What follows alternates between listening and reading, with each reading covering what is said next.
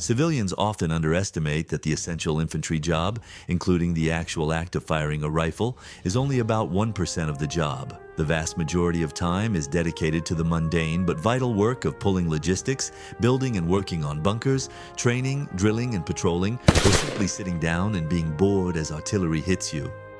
Modern warfare is fundamentally defined by drones, which are responsible for most deaths either directly or indirectly by calling in artillery, proving once again that they are a crucial part of air superiority, which is why infantry GoPro footage is now hard-pressed to find.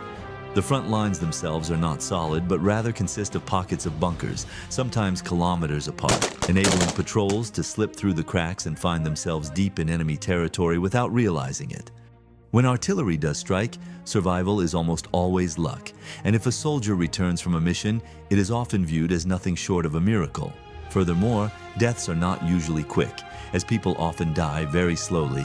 Minutes, hours, or days of being badly wounded and bleeding out, a gruesome reality that can make even trained soldiers or drone pilots throw up. Contrary to Hollywood myths, there is no music, no glory, and no main character in war.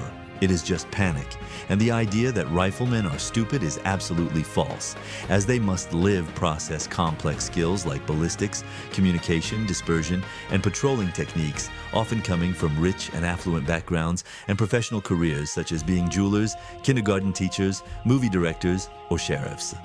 Soldiers are burdened by their human limits, carrying enormous loads, like 80 kilos of gear for 15 kilometers, and when explosive ordnance hits, it causes a punch to the chest and potentially traumatic brain injuries, but it generally does not launch you 10 feet in the air. Even grenades are not that powerful and are designed merely to launch very small shrapnel, rather than level buildings.